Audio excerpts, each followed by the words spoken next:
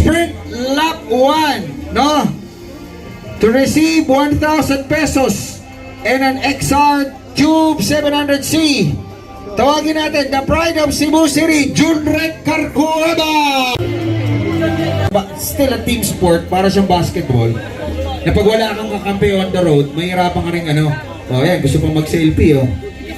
Ayan. So si Junrek, nasa 7-Eleven ka dati, no? Ba't ko umalis? Okay. So, first prim lap winner natin for Men's Elite, Junrek Carcueba. Okay. 1,000 pesos yan, tsaka XR. Pababain natin si... kung picture lang na. Isa lang muna, Junrek. Tago mo muna isa. Huwag mo paanat ang dalawa agad yung sa'yo. Ayan. And our second prim lap, 2,000. Oh, return of investment. Very fine. Very good. Ayan. So, 1,000 pesos yan from Go for Gold and a pair of XR Tube 700. So, siya yung third sprint lap winner natin. Boss, nagsi 60 kilometers per hour yan, boys. Ganun katindi yan. Pero pag napagod, paurong na yung andar.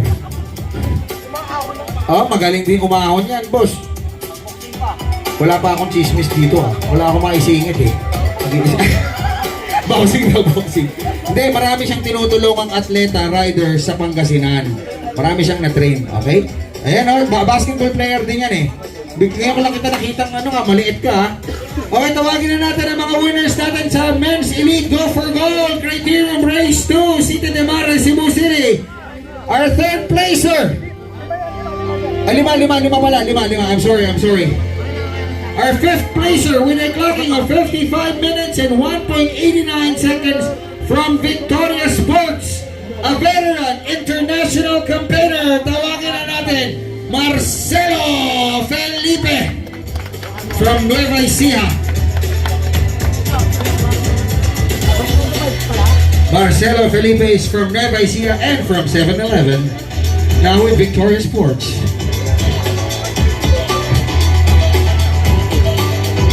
Our fourth placer, ladies and gentlemen, for the Men's Elite, with a clocking of 55 minutes and 1.87 seconds from Standard Insurance. We already had a glimpse of him a while ago as Prim Lap winner number 3, Ronald Oranza.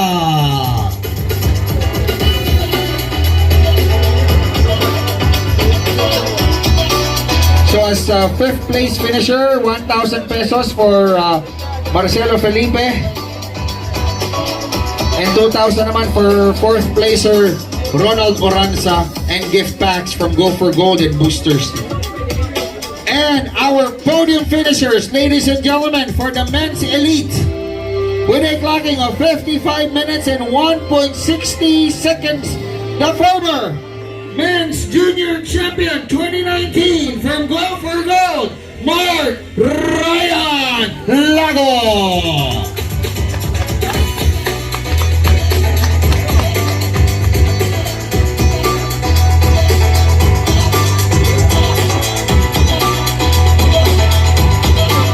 So as the third placer, Mark Ryan Lago will receive a trophy, gift packs from Bioderm and Booster C, and 5,000 pesos cash from Go for Gold and PCSO Scratch-It. Tawagin na natin ang ating pong first runner-up with a clocking of 55 minutes and 1.58 seconds. The champion of the Go for Gold Race Series 1 Elite category last March for the Race Series 1. From Standard Insurance Philippines, Steve Ora!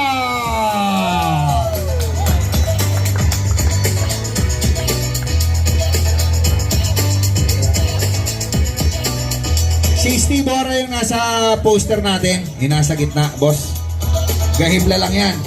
Gahibla yung nakakuha niyang panalo doon. Tindi.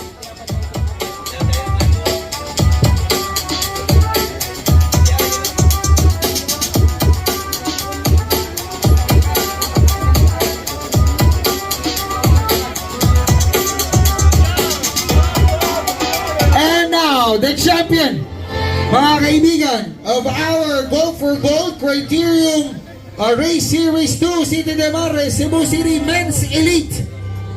a 3-time Ronda Pilipinas champion, a many-time national team runner, one of the best ever, mga kaibigan, one of the best sprinters, one of the best climbers that our country has ever produced. From Standard Insurance Continental Team, give it up for our superstar, John Paul Morales!